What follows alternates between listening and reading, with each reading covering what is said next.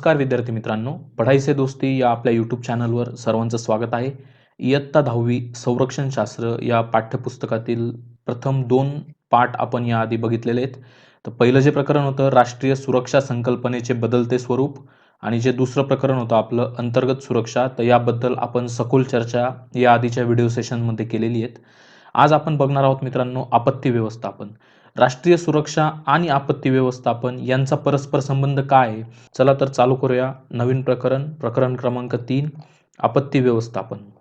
विद्यार्थी मित्रांनो, आपत्ती व्यवस्थापन हा राष्ट्रीय सुरक्षेचा एक महत्त्वाचा पैलू कसा आहे, तर याबद्दल मी तुम्हाला थोडक्यात सांगतो. आपल्याला माहिती आहे की एखाद्या राष्ट्रामध्ये एका विशिष्ट भूप्रदेशाच्या सीमेच्या अंतर्गत असणारी जी काही संपत्ती आहे, ती मानव संपत्ती असो किंवा नैसर्गिक संपत्ती जसं की पाणी आहे, वने, जमीन आहे किंवा इतर काही मानवनिर्मित स्ट्रक्चर जसं की वेगवेगळे शहरं आहेत, वेगवेगळे ऐतिहासिक स्मारकं आहेत किंवा इतर काही गोष्टी आहेत. तर या सर्व गोष्टी त्या राष्ट्राची संपत्तीमध्ये गणल्या जातात, बरोबर? तर या सर्व संपत्तीला धोका पोहोचवण्याचं काम मानवनिर्मित आणि नैसर्गिक आपत्तींद्वारे होतं. तर राष्ट्रीय सुरक्षेमध्ये या सर्व मानवनिर्मित आणि नैसर्गिक संपत्तीचं संवर्धन, यांचं वृद्धी करणं हे सुद्धा एक त्याचा पैलू आहे. आणि ज्या काही वेगवेगळ्या मानवनिर्मित आणि नैसर्गिक आपत्ती आहेत, तर यांमुळे काय होतं मित्रांनो, की ह्या संपत्तीचा ऱ्हास होतो, ह्या संपत्तीचा नाश होतो. म्हणून राष्ट्रीय सुरक्षेमध्ये या वेगवेगळ्या नैसर्गिक आणि मानवनिर्मित आपत्तींपासूनही देशाचं संरक्षण करणं गरजेचं आहे. हा एक पैलू त्यामध्ये ॲड होतो. तर बघूयात मित्रांनो कशा पद्धतीने हे आपत्ती व्यवस्थापन देशाच्या सुरक्षेशी संबंधित आहे. अंतर्गत सुरक्षा विषयाच्या अभ्यासक्रमात नैसर्गिक व मानवनिर्मित आपत्तींचा समावेश होतो. बघा, आता देशाच्या आत जर कोणती नैसर्गिक आपत्ती किंवा मानवनिर्मित आपत्ती येत असेल, तर नक्कीच त्याचा जो संबंध आहे तो देशाच्या अंतर्गत सुरक्षेच्या विषयासोबत आपल्याला दिसून येतो. ह्या आपत्तींना सामोरे जाण्यासाठी आपलं जे काही पोलीस दल आहे किंवा जे काही निमलष्करी दल आहेत, जसं की सेंट्रल आर्म पोलीस फोर्स किंवा NDRF national disaster relief force किंवा भारतीय लष्कर आहे, तर यांच्यासह इमिग्रेशन आणि कस्टम विभाग, बरोबर, अग्निशामक दलं, नागरी समाज हे सर्व एका व्यासपीठावर येऊन काम करतात. तर हे ज्यावेळेस एका व्यासपीठावर येऊन काम करतात, त्यावेळेस आपत्ती व्यवस्थापन आपण एक चांगल्या पद्धतीने करू शकतो आणि अंतर्गत सुरक्षा आपत्ती दरम्यान चांगल्या प्रकारे आपल्या राष्ट्राची आपण करू शकतो. तर या प्रकरणामध्ये आपल्याला आपल्या आजूबाजूला घडणारे अनेक धोके आणि आपत्तींबद्दल सखोल अभ्यास करायचा आहे आणि या आपत्तींचं व्यवस्थापन करून आपण आपल्या देशाच्या सुरक्षेला, देशाच्या अंतर्गत सुरक्षेला कशा प्रकारे हातभार लावू शकतो, तर हे आपण बघूयात. तर हे सर्व बघण्याआधी आपल्याला काही छोट्या संकल्पनांची माहिती घेणं गरजेचं आहे. जसं की धोके आणि आपत्ती, त्यांच्यामध्ये काय फरक आहे? कोणत्या गोष्टीला आपण धोका म्हणतो आणि कोणत्या गोष्टीला आपण आपत्ती म्हणतो? तर हे एकदा समजून घेणं गरजेचं आहे. तर धोका म्हणजे काय बघा मित्रांनो, धोका ही एक अशी गोष्ट आहे की ज्यात जीव, संपत्ती, पर्यावरण आणि सामान्य प्रक्रियांना इजा पोहोचू शकते. धोके हे नैसर्गिक व मानवनिर्मित असतात. जसे की भूकंप, पूर, सुनामी, भूस्खलन, दुष्काळ हे काही नैसर्गिक धोके आहेत. औद्योगिक अपघात, रस्ते अपघात, आग लागणे हे मानवनिर्मित धोके आहेत. बरोबर? तर नैसर्गिक धोके हे काही विशिष्ट भौगोलिक क्षेत्रात उद्भवतात. मानवनिर्मित धोके हे मानवी चुकांमुळे किंवा काही प्रक्रिया अयशस्वी झाल्यामुळे सर्वत्र उद्भवू शकतात. धोके अचानक सक्रिय होऊ शकतात किंवा हळूहळू तयार होतात. बघा मित्रांनो, धोक्यांचे पण अनेक प्रकार आहेत, की नैसर्गिक धोके किंवा मानवनिर्मित धोके. तर धोका म्हणजे काय, की एखाद्या विशिष्ट भूप्रदेशामध्ये तिथले जे वेगवेगळे जीव आहेत, तिथली संपत्ती, पर्यावरण आणि ज्या काही सामान्य प्रक्रिया चालू असतात आपल्या दैनंदिन जीवनातल्या, त्या अव्यवस्थित होऊ शकतात किंवा त्यांना इजा होऊ शकते. असं कोणतंही कृत्य उद्भवण्याची संभावना म्हणजे धोका. ओके. संभावना म्हणजे काय, की एक त्या ठिकाणी प्रोबॅबिलिटी आहे, की ह्या ठिकाणी अशा पद्धतीचा धोका होऊ शकतो, बरोबर? जसं की एखाद्या उंच घाटातनं गाडी जात असेल, तर बाजूला बॅरिकेटिंग केलेलं असतं बघा. ते कठडे बांधलेले असतात. का असतात ते? कारण तिथं धोका आहे, की ती गाडी जर थोडासा तिचा ट्रॅक चुकला, तर ती दरीमध्ये कोसळू शकते, बरोबर? तर तो धोका ओळखून त्या ठिकाणी ती सुरक्षेची उपाययोजना केलेली असते. तर अशा पद्धतीचे वेगवेगळे खूप मोठे धोके आपल्याला नैसर्गिक आपत्तींमुळे त्या धोक्यांना सामोरं जावं लागतं. जसं की भूकंप झाला, पूर, सुनामी, भूस्खलन, ज्याला आपण लँडस्लायडिंग म्हणतो. ओके. दुष्काळ आहे किंवा वेगवेगळे औद्योगिक अपघात आहे. जसे की भोपाळ गॅस ट्रॅजेडी तुम्ही ऐकलं असेल. भोपाळ या शहरामध्ये 1984 साली एक गॅस लीक झाला होता आणि त्यामुळे हजारो लोकांना आपले प्राण गमवावे लागले होते. अनेक रस्ते अपघात होता, रेल्वे अपघात होता, अनेक ठिकाणी आग लागते, अनेक हॉस्पिटल्समध्ये कधी एखाद्या गॅसच्या सिलेंडरचा स्फोट होतो. तर हे सगळे मानवनिर्मित धोक्यांमध्ये ह्या सगळ्या गोष्टी येतात. तर हे जे काही धोके, तर काही धोके असे असतात की ते अचानक उद्भवू शकतात आणि काही हे खूप प्रदीर्घ काळानंतर ते उद्भवू शकतात. जसं की भूस्खलन बघा. भूस्खलन काही एकदम अचानक नाही होत. ज्यावेळेस आपण डोंगर उतारावरची झाडं तोडतो किंवा त्या ठिकाणी सुरुंग लावून बोगदे बनवण्यासाठी तो डोंगर पोखरतो, तर त्यावेळेस ते जे काही सॉईलचं बॉन्डिंग असतं, ते लूज होत असतं आणि एखाद्या वर्षी अचानक खूप जास्त पाऊस झाला आणि असे ते ज्या ठिकाणी जंगलतोड झालेली आहे किंवा भुसुरुंग लावून ते डोंगर फोडले गेलेले आहेत, तर त्या ठिकाणी मग हे भूस्खलनाचे धोके वाढतात. बरोबर? तर हे मी तुम्हाला सांगितलं प्रदीर्घ काळामुळे निर्माण होणारा धोका, की त्या ठिकाणी भूस्खलनचा धोका उद्भवू शकतो. आणि एक अचानक होणारा धोका कोणता आहे, की खूप ट्रॅफिकमधनं तुम्ही गाडी चालवताय, तर त्या ठिकाणी एखादा ॲक्सिडेंट झाला, एखादा अपघात झाला, तर तो अचानक निर्माण होणारा धोका आहे. बरोबर? तर अशा पद्धतीने तुम्ही हे धोक्यांचं वर्गीकरण करू शकता. त्यानंतर आपत्ती म्हणजे काय ते बघा. काही धोके सक्रिय व अनियंत्रित झाल्यामुळे आपत्ती निर्माण होतात. त्यामुळे जीवितहानी, पर्यावरण हानी व वित्तहानी होते व प्रचंड प्रमाणात सामाजिक अस्थिरता निर्माण होते. परिस्थिती पूर्वपदावर आणण्यासाठी संपूर्ण देश, राज्य आणि जनतेला अथक प्रयत्न करावे लागतात. बघा, धोका म्हणजे एक संभावना आहे. काहीतरी अपघात होण्याची संभावना म्हणजे धोका. आणि तो अपघात अस्तित्वात येणं किंवा तो अपघात घटित होणं, याला आपण आपत्ती म्हणतो. बरोबर? तर समजा एखादं धरण आहे. ते धरण खूप जुनं आहे. त्याला काही ठिकाणी डागडुजी करण्याची गरज आहे. तर आपण काय म्हणतो, की हे धरण फुटण्याचा धोका आहे. परंतु जर ते धरण ॲक्चुअलमध्ये फुटलं, पाण्याच्या दाबामुळे अनियंत्रित होऊन त्या धरणातनं खूप प्रचंड पाणी धरण फुटल्यामुळे जर रिलीज झालं, तर असंख्य गावांना ते पाणी सोबत घेऊन पुढे चालत असतं आणि खूप प्रचंड जीवितहानी, वित्तहानी त्यामध्ये होत असते. बरोबर? तर अशा धोक्यांना वेळीच जर आपण कंट्रोल केलं नाही, तर आपत्ती निर्माण होते. बरोबर? आणि अशी जर आपत्ती आली, तर त्यावेळी परिस्थिती पूर्वपदावर आणण्यासाठी संपूर्ण देश, राज्य आणि जनतेला अथक प्रयत्न करावे लागतात. कारण ती परिस्थिती आपल्या हाताबाहेर गेलेली असते. त्या परिस्थितीमध्ये स्वतःचा जीव वाचवणं, जी काही राष्ट्रीय संपत्ती आहे ती वाचवणं हे गरजेचं असतं. आणि अशा हाताबाहेर गेलेल्या, अनियंत्रित झालेल्या धोक्यांना आपत्ती असं म्हटलं जातं. ओके. तर आपत्ती ह्या अचानक किंवा हळूहळू तयार होऊ शकतात. आपत्तीचे दुष्परिणाम हे तिच्या तीव्रतेवर आणि वेगावर, तसेच ते लोकसंख्या आणि पायाभूत सुविधा यांच्या फरकावर अवलंबून असतात. बघा मित्रांनो, आता एखादी आपत्ती कुठे निर्माण होते, तर यावर सुद्धा तिची तीव्रता आणि तिचा वेग अवलंबून आहे बघा. समजा एखादा भूकंप आला आणि एकदम राजस्थान सारख्या एकदम अशा प्रदेशात आला, की जिथे म्हणजे वाळवंट आहे पूर्ण, तिथे खूप कमी लोकवस्ती आहे आणि काही जास्त इन्फ्रास्ट्रक्चर पण आपण तिथे डेव्हलप केलं नाही. तर त्या ठिकाणी भूकंप आला तरी त्याची तीव्रता आपल्यासाठी तेवढी नाही आहे.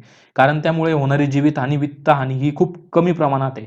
परंतु तोच भूकंप जर मुंबईसारख्या शहरात किंवा दिल्लीसारख्या शहरामध्ये आला, तर त्या ठिकाणी बघा मित्रांनो, जेवढे पण काही आपण इन्फ्रास्ट्रक्चर डेव्हलप केलेलं आहे, तिथे राहणारी लोकवस्ती खूप प्रचंड आहे आणि त्यामुळे त्या ठिकाणी होणारी जीवितहानी आणि वित्तहानी खूप जास्त असणार आहे. बरोबर?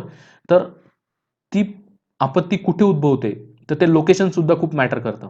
जसं की सुनामीचं तुम्ही बघू शकता, की ती जर सुनामी आली आणि सुनामी जर समुद्रकिनाऱ्यापासून खूप आतमध्ये असेल, तर त्यावेळेस तो धोका कमी आहे. परंतु जसजशी ती सुनामीची लाट किनाऱ्याच्या जवळ यायला लागते, त्यावेळेस तिची जी उंची आहे ती वाढत जाते. तिची डिस्ट्रक्शन कॅपॅसिटी आहे ती खूप वाढत जाते. बरोबर? तर त्यावेळेस त्या लाटेचा वेग, तिची हाईट वाढल्यामुळे तिची जी काही दुष्परिणाम आहेत, तर ते पण खूप जास्त असतात. तर त्यामुळे आपत्ती ही तिच्या तीव्रतेवर आणि वेगावर सुद्धा अवलंबून असते, की तिच्यामुळे किती दुष्परिणाम होऊ शकतात. ओके. तर आपत्तीचे प्रकार या ठिकाणी बघू शकता मित्रांनो. नैसर्गिक आपत्ती आणि मानवनिर्मित आपत्ती. नैसर्गिक आपत्तीमध्ये भूकंप, पूर, भूस्खलन, सुनामी, ढगफुटी, अतिपर्जन्यवृष्टी, विजा कोसळणे आणि चक्रीवादळे, तर यांचा समावेश होतो. कारण हे आपल्या माणसाच्या कंट्रोलच्या बाहेर आहे. बरोबर? माणसाच्या हातात नाही आहे या सगळ्या आपत्ती. ह्या निसर्ग निर्मित आहे. बरोबर? आणि मानवनिर्मित आपत्ती कोणत्या आहे? रस्ते अपघात, आग, औद्योगिक अपघात आणि जैविक आपत्ती. ओके. जैविक आपत्ती म्हणजे काय? की एखाद्या मानवनिर्मित प्रक्रियेमुळं एखादी आपत्ती ओढवली. जसं की कॉलरा आहे, की मानवाची विष्ठा पाण्यामध्ये मिसळली, तर त्यामुळे कॉलरा सारखे आजार होतात किंवा आपल्या अस्वच्छतेमुळे जर काही आपत्ती ओढावली किंवा एखादा साथीचा रोग पसरला तर त्याला जैविक आपत्ती आपण म्हणू शकतो. किंवा लॅबोरेटरीमध्ये काही प्रयोग करताना सायंटिस्टकडनं एखादा विषाणू लीक झाला किंवा अ, अशा प्रकारे अजून काही गोष्टी घडल्या तर त्याला आपण जैविक आपत्ती म्हणू शकतो. कोरोना महामारी हे जैविक आपत्तीचं उत्तम उदाहरण आपल्याला म्हणता येईल. त्यानंतर आपण आता स्टेप बाय स्टेप वेगवेगळ्या नैसर्गिक आपत्तींबद्दल माहिती घेऊयात. बहुतेक नैसर्गिक आपत्ती या रोखल्या जाऊ शकत नाहीत. त्या खूप नुकसानकारक असतात. बरोबर? कारण त्या का रोखल्या जाऊ शकत नाही? तर त्या आपल्या हातात नसतात किंवा त्यामागे जी शक्ती काम करते ती मनुष्य शक्तीच्या पलीकडे असते. म्हणजे आपण त्या रोखू शकत नाही. फक्त त्यांपासून आपलं संरक्षण करण्यासाठी आपण काही पावलं उचलू शकतो आणि त्या आपत्ती जर ओढावल्या, तर त्यामधनं कसं लवकरात लवकर आपण आपलं जीवन पूर्वपदावर आणू शकतो, यासाठी आपण नियोजन करू शकतो. त्यासाठी व्यवस्थापन करू शकतो आणि त्यालाच आपण आपत्ती व्यवस्थापन असं म्हणतो. तर अशा नैसर्गिक आपत्ती आणि त्यामुळं त्याकरताचं जे काही व्यवस्थापन आहे, ते काय आहे, ते आपण या ठिकाणी बघूयात. भारतात भूकंप, पूर, भूस्खलन, त्सुनामी, दुष्काळ, विजा कोसळणे, ढगफुटी. ढगफुटीला आपण क्लाउड बस्टिंग म्हणतो बघा, उत्तराखंडमध्ये झालं होतं. अचानक प्रचंड प्रमाणात पाणी एकाच ठिकाणी पडतं आणि ते खूप उंचीवरनं पडतं. त्यामुळे त्याच्या खाली जे काही स्ट्रक्चर असतं ते काही क्षणामध्ये नष्ट होतं. त्याला ढगफुटी म्हणतात. अतिपर्जन्यवृष्टी तर माहितीच आहे तुम्हाला. ओके. चक्रीवादळे ह्या काही सामान्यतः अनुभवास येणाऱ्या आपत्ती आहेत. प्रत्येक आपत्तीचे दुष्परिणाम हे भीषण असतात. त्यात सामान्यतः जीवितहानी, मालमत्ता हानी व पायाभूत सुविधांचे नुकसान होऊन आर्थिक नुकसान होते. पिके, वनस्पती, उद्योग आणि पर्यावरणाचेही नुकसान होते. या सर्वांचा मानवी जीवनावर विपरीत परिणाम होतो. समाजावर सामाजिक, प्रशासकीय व आर्थिक भार वाढतो.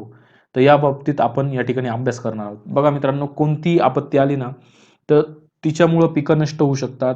वनस्पतींचं जे काही अस्तित्व आहे ते धोक्यात येऊ शकतं किंवा वेगवेगळे उद्योग आहे, तर ते पण बंद पडू शकतात. पर्यावरणाचं नुकसान होतं. जसं की समजा फॉरेस्ट फायर, ज्याला आपण वणवा म्हणतो. जंगलामध्ये वणवा लागतो बघा. तर असा वणवा आला तर जी काही आपली नैसर्गिक संपत्ती आहे, जंगलं आहे, ती नष्ट होतात. बरोबर? तर समाजावर त्याचा परिणाम होतो. सामाजिक जीवन जे आहे आपलं, जे काही रोज आपण दैनंदिन कामं करतो, जे काही जगतोय, ते विस्कळीत होतो. प्रशासकीय सेवा त्याच्यावरती खूप भार पडतो. म्हणजे प्रशासनाची जी पूर्ण व्यवस्था आहे, त्यांचे जे काही वेगवेगळे विभाग आहेत, ते ठप्प होतात. आर्थिक भार तर येतोच येतो, नाही का? आपल्या घरातलं जर सगळंच काही वाहून गेलं, तर आपल्याला प्रत्येक छोट्या-मोठ्या गोष्टीपासून ज्या काही आपल्या दैनंदिन जीवनाच्या गरजेच्या वस्तू आहेत, त्या पुन्हा नव्याने उभ्या कराव्या लागतात. त्या पुन्हा विकत घ्याव्या लागतात. त्यासाठी आर्थिक भार आपल्यावरती येत असतो, आपल्या कुटुंबावरती येत असतो. तर बघूयात मित्रांनो, सर्वात महत्त्वाची आपत्ती ती म्हणजे भूकंप. तर जेव्हा भूकंप येतो मित्रांनो, त्यावेळेस घरे, इमारती ढासळतात. इमारत ढासळल्यामुळे जीवितहानी होते. काही ठिकाणी भूस्खलन सुद्धा होतं बघा. भूकंप आला तर डोंगर उतारावरचे मोठमोठे दगड, माती, तर ह्या गोष्टी भूस्खलनादरम्यान जर दरीमध्ये कोसळल्या, तर दरीमध्ये जर घरं असतील, तर नक्कीच त्यांचं नुकसान होतं. धरण फुटणे, वीज प्रवाह खंडित होणे, विद्युत चुंबकीय लहरी निर्माण होणे, आग लागणे, असे परिणाम सुद्धा भूकंपामुळे होऊ शकतात. बघा मित्रांनो, एखाद्या इंडस्ट्रीमध्ये समजा काही इंडस्ट्रियल प्रोसेस चालू आहे आणि त्यामध्ये काही ज्वलनशील पदार्थ आहे आणि त्यावेळी भूकंप झाला, तर अशा केसमध्ये त्या ठिकाणी आगसुद्धा लागू शकते किंवा काही विद्युत चुंबकीय लहरीसुद्धा निर्माण होऊ शकतात, ज्याच्यामुळे अनेक वनस्पती, प्राणी आणि मानव यांच्या जीवनाला धोका निर्माण होऊ शकतो. बरोबर? किंवा भूकंपादरम्यान समजा घरांच्या ढिगाऱ्यांखाली किंवा इतर कोणत्या मानवनिर्मित वस्तूंच्या ढिगाऱ्याखाली जर पशु किंवा मानव यांचे मृतदेह जर खूप दिवस राहिले, तर ते कुजल्यामुळे असे जर मृतदेह कुजले आणि ते त्यातले जर काही घटक पाण्यामध्ये मिसळले, पाणी दूषित झालं, तर त्यामुळे मोठ्या प्रमाणात साथीचे रोगसुद्धा पसरतात. कधी-कधी भूपृष्ठाला तडे जातात. पाण्याच्या प्रवाहाच्या दिशा बदलतात. बघा मित्रांनो, समजा एखादी नदी वाहते आणि भूकंपामुळं जर ती जमीन त्या ठिकाणी म्हणजे ज्या ठिकाणी नदी वाहते, त्या ठिकाणची जमीन जर म्हणजे वेगवेगळ्या ठिकाणी, काही ठिकाणी वर आली, काही ठिकाणी खाली गेली, तर अशा प्रकारे जर काही झालं, तर त्या नदीची दिशा पण बदलते. थोडक्यात काय, की मोठ्या प्रमाणात जीवित आणि वित्तहानी भूकंपामुळे होते. भूकंप हे सामान्यतः जगभर घडतात. भूकंपाची जी काही प्रतिकारक संरचना आहे, ती तयार करण्यासाठी आता बांधकाम तंत्रज्ञान विकसित होत आहे. बरोबर? तर आपण बऱ्याचदा बघतो बघा, जपानमध्ये खूप मोठ्या प्रमाणात भूकंप होतात आणि त्यासाठी जपानने अशी काही बांधकाम तंत्रज्ञान त्या ठिकाणी विकसित केलंय, की त्यामुळे भूकंप जरी आला, तरी जी काही हानी होणार आहे, ती कमीत कमी प्रमाणात होते. बरोबर? तर अशा प्रकारे जपाननी तिथे यंत्रणा उभी केलेली आहे. भूकंपाची जी तीव्रता आहे मित्रांनो ती 0.1 ते 9.9 म्हणजेच 10 गृहीत धरल्यास ह्या रिश्टर स्केलनुसार मोजली जाते. बघा 0.1 टू 9.9 ह्या रिश्टर स्केलवरती आपण भूकंपाची तीव्रता मोजतो. या ठिकाणी भूकंपामुळे होणारं नुकसान तुम्ही बघू शकता. अशा प्रकारे एक सीन क्रिएट होतो भूकंपानंतर. जमिनीला असे तडे जाऊ शकतात. जे काही आपले महत्त्वपूर्ण रस्ते, हायवेज आहेत ते त्यांचं नुकसान होतं. पूल कोसळतात. ओके. घरे कोसळतात. तर समतुल्य रिश्टर स्केल आणि त्याचा काय प्रभाव होतो? भूकंप जर आला तर वेगवेगळ्या रिश्टर स्केलनुसार त्याचा प्रभाव काय आहे? तर ते या ठिकाणी दिलेलं आहे मित्रांनो. जर 1 रिश्टर स्केल एवढा भूकंपाची तीव्रता असेल तर मानवाला तो धक्का जाणवत पण नाही, तो भूकंप झाला तरी. 3 पर्यंत असेल तर उंच इमारतींच्या वरच्या मजल्यांवरील लोकांना धक्के जाणवतात, पण इमारतीमधील खालच्या मजल्यावरच्या लोकांना काही त्याचे धक्के जाणवत नाही. 3.5 रिश्टर स्केलचा भूकंप असेल तर जमिनीवर झोपलेल्या लोकांना धक्के जाणवतात. 4 रिश्टर स्केलचा असेल तर घरामधील लोकांना व घराबाहेर काहींना धक्के जाणवतात. 4.5चा असेल तर सर्वसाधारणपणे सर्वांनाच त्याचे धक्के जाणवतात. 5 रिश्टर स्केलचा असेल तर झाडे वगैरे हलतात, झुंबरे घरामध्ये आपण जर काही झुंबरे वगैरे लावली तर ते हलतात. मोकळ्या वस्तू सरकतात आणि पडून नुकसान होते. 6 रिश्टर स्केलपर्यंत असेल तर भिंतींना तडे जातात. भिंतींना जर प्लास्टर वगैरे केलेलं असेल तर ते प्लास्टर पडतं. 6 ते 7 असेल तर धुराडी पडतात. म्हणजे जे काही चिमण्या वगैरे असतात ना धुराडी वेगवेगळ्या बेकरीजवरती लावलेल्या किंवा इंडस्ट्रीजवरती लावलेल्या तर किंवा काही कमकुवत संरचना असतात तर त्या ढासळतात. 7 रिश्टर स्केलपेक्षा जास्त असेल तर बांधकामे ढासळतात, पाईप्स तुटतात. जे काही आपले अ, पाणी पुरवठा करणारे पाईप्स आहे किंवा इतर काही दुसरे इन्फ्रास्ट्रक्चर रिलेटेड पाईप्स आहेत तर ते तुटतात. 7.5 रिश्टर स्केलचा भूकंप असेल तर जमिनीला भेगा पडतात, इमारती कोसळतात आणि भूस्खलनही होऊ शकतं.